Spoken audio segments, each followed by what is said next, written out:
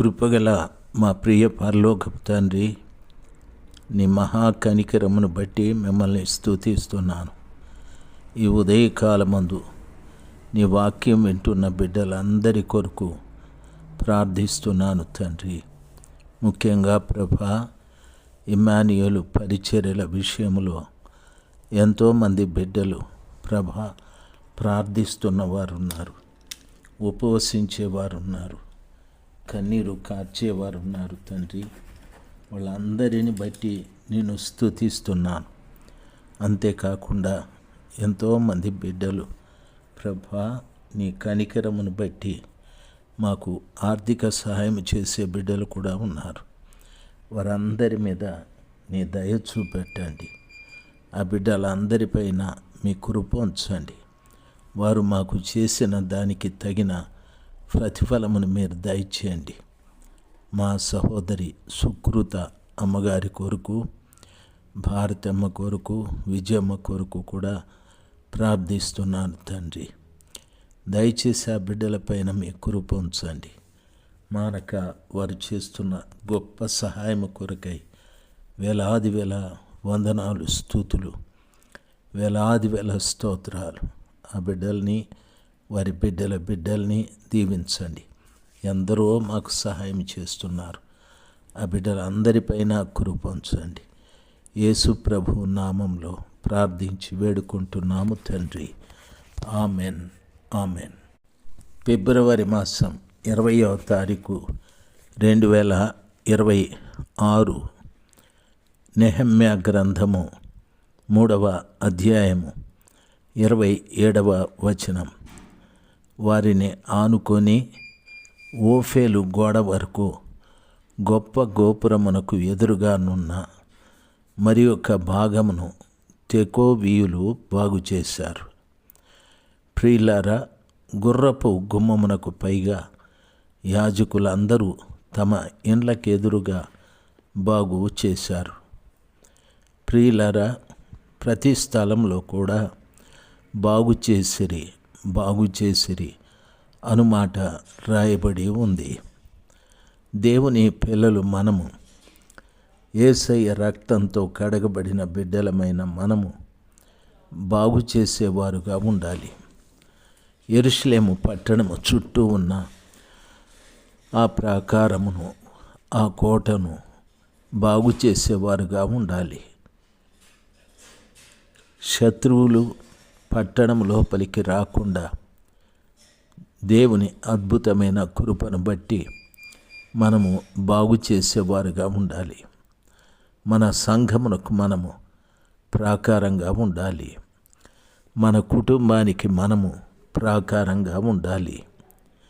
తండ్రిగా నీవు ప్రాకారంగా ఉండాలి. తల్లిగా నీవు ప్రాకారంగా ఉండాలి. ఆ రీతిగా బిడ్డల విషయంలోనూ తల్లిదండ్రులుగా మీరు ప్రాకారంగా ఉండి పని చేయాలి. మహోన్నతుడైన దేవుని అద్భుతమైన కృపను బట్టి ప్రతి వారు కూడా ఆ రీతిగా మన కుటుంబాల్ని ప్రాకారంగా ఉండి బాగు చేసుకోవాలి. ఎంతోమంది తల్లిదండ్రులు వారి పిల్లల విషయమై ఎంతో దుఃఖపడుతూ ఉన్నారు. ఎంతోమంది భార్యలు వారి భర్తల విషయమై దుఃఖపడుతూ ఉన్నారు. అటువంటి విచారము ఎవరి జీవితంలోనూ కలగకుండా ప్రతి వారి జీవితంలో కూడా సంతోషంగా వారు బ్రతకటానికి, సంతోషంగా వారు జీవించుటకు దేవుడు కృప దయచేయులాగున మనము ప్రాకారంగా ఉండాలి. దేవుని పిల్లలు మనం ఎక్కడుంటామో అక్కడ అందరూ క్షేమంగా ఉండాలి అని మనము ఎక్కువగా వారి కొరకు ఒక గోడలాగా ఉండాలి. ప్రియులారా, అతని ఆనుకొని షెలెమ్య కుమారుడైన హనన్యాయును, జాలాపు 6వ కుమారుడైన హానూరును మరి ఒక భాగమును బాగు చేయువారైరి. వారిని ఆనుకొని తన గదికి ఎదురుగా బెరక్యా కుమారుడైన మెషుల్లాము బాగు చేశాడు. అతని ఆనుకొని నెతేనీయుల స్థలమునకు మిష్పాదు ద్వారమునకు ఎదురుగా నున్న వర్తకుల స్థలము యొక్క మూలము వరకును బంగారపు పనివాని కుమారుడైన మల్కియా బాగు చేశాను. మరియు మూలకును గొర్రెల గుమ్మమునకును మధ్యను బంగారపు పనివారు వర్తకులను బాగు చేశారు. ప్రియులారా, వ్యాపారస్తులు బంగారపు పని చేసేవారు కూడా బాగు చేశారని వాక్యము సెలవిస్తుంది. ఎన్ని రకాల ప్రజలు వర్తకులు చేశారు, బంగారపు పని చేసేవారు చేశారు. ఈ రీతిగా ప్రతి వారు కూడా బాగు చేశారనే మాట చెప్పబడుతూ ఉంది. దేవుని పిల్లలుగా మనము ఆలోచించవలసిన విషయం, ఒక్కసారి నేను క్రీస్తుని సొంత రక్షకుడుగా అంగీకరించిన తరువాత ఎవరినైనా బాగు చేశానా? ఏ కుటుంబాన్నైనా బాగు చేశానా? లేక ఎవరినైనా పాడు చేశానా?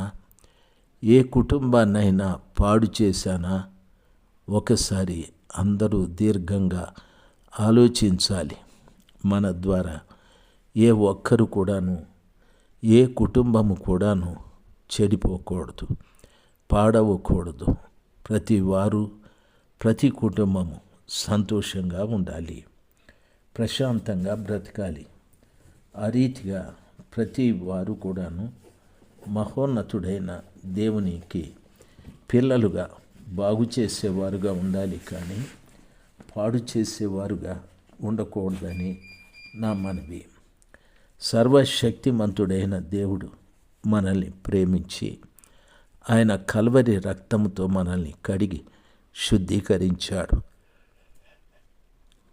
ప్రభు నిన్ను బాగు చేశాడు కాబట్టి నీవు కూడా అనేకుల్ని బాగు చేసే బిడ్డగా ఉండాలి. ప్రియులారా, ఈ రోజుల్లో చాలామంది విచారకరమైన పరిస్థితులు. ఈ రోజున మధ్యాహ్నం ఒక కుటుంబంతో మాట్లాడేటప్పుడు వారొక సంఘానికి వెళుతున్నాము. ఆ సంఘము పరిస్థితి బాగోలేదు. మేము ఏం చేస్తే బాగుంటుంది అని. మీరు అక్కడ ఆత్మీయంగా ఎదగలేకపోతే మీ పాస్టర్ గారితో నెమ్మదిగా చెప్పండి. వారు చెప్పింది ఏమిటంటే, మేము అక్కడ దశమ భాగం ఇస్తాము, మేమిచ్చే దశమ భాగం నిరర్థకమైపోతా ఉందని తెలుసు, అది ఉపయోగపడలేదని తెలుసు, కానీ ఇస్తూ ఉన్నాం అని చెప్పారు. అప్పుడు నేను అన్నాను, మీరు నిజంగా ఆత్మీయులుగా ఉండాలి, కానీ అభిమాన భక్తులుగా ఉండకూడదు. ఆత్మీయ భక్తులైతే మీ పాస్టర్ గారితో నేరుగా చెప్పండి, మేమిచ్చేటటువంటి దశమ భాగాలు ఏమాత్రము కూడా మాకు ఆశీర్వాదంగా లేవు. మా డబ్బులు ఖర్చు అవుతున్నాయి, కానీ దేవుడు మమ్మల్ని దీవించలేదు. దానికి కారకులు మీరే. మీరు సరైన రీతిగా దేవుని సొమ్మును ఖర్చు చేయడం లేదు. మీరు తినడము, తాగడము, ఇటువంటి వాటికి ఖర్చు చేస్తూ ఉన్నారు. వారే చెప్పారు, ఆ సంఘంలో పెద్దలు తాగుబోతులుగా ఉన్నారని, తిరుగుబోతులుగా ఉన్నారని. అలాంటి వారికి మనము దశమ భాగం ఇవ్వచ్చా? అది న్యాయమైన పద్ధతేనా? మనము చేసేది దేవునికి ఎంతో నష్టాన్ని కలిగిస్తూ ఉన్నాం. దేవుని పిల్లలుగా మీకు నా మనవి, పొరపాటును కూడా అలాంటి వారికి మనము సొమ్మునిచ్చే వ్యక్తులుగా ఉండకూడదు. దేవుని పిల్లలుగా మీరు జాగ్రత్తగా ఆలోచించాల్సింది, మీరిచ్చే 10 రూపాయలు కానీ 10 పైసలు కానీ స్వచ్ఛందంగా దేవుని పని కొరకు ఉపయోగపడేటట్టుగా ఉండాలి. ఆ రీతిగా లేకపోతే నిజంగానే మీరే కాదు, వారి ద్వారా మీరు, మీ పిల్లలు కూడా శాపగ్రస్తులు అవుతారు. మీరిచ్చిన సొమ్ము ఒకడు సరైన రీతిగా ఖర్చు చేయలేదంటే దానివల్ల నష్టము నీకు, నీ పిల్లలకు కూడాను. ఆ రీతిగా జరగకూడదు. వెళ్ళి మీ పాస్టర్ గారికి చెప్పండి, మేము ఆత్మీయంగా ఎదగలేకపోతున్నాం, మేము వేరే సంఘానికి వెళ్తాం, మమ్మల్ని క్షమించండి అని చెప్పి ఆయనకే చెప్పండి. నిజంగా ఆయన మంచివాడైతే సరే వెళ్ళండి అని చెప్తాడు. లేకపోతే వాదాలు పెట్టుకుంటాడు. వాదం అవసరం లేదు, తర్కవాదాలు అవసరం లేదు. మీకు కావలసింది ఆత్మీయత గనుక దాని కొరకు మాట్లాడమని చెప్పాను. ఈ వాక్యం వింటున్న మీరు కూడా ఎటువంటి సమస్యలో ఉన్నారేమో. దయచేసి అలాగా ఉంటే మీరు కూడా మానుకోనండి. దేవుని పిల్లలుగా ఒక మంచి సహవాసం, ఓ మంచి బోధకుడు ఉన్న స్థలంలోకి వెళ్ళి ప్రభువులో మీరు ఎదగాలని ప్రభు నామాన మనవి చేసుకుంటూ ఉన్నాను. దేవుడు మిమ్మల్ని దీవించుగాక. Amen, amen.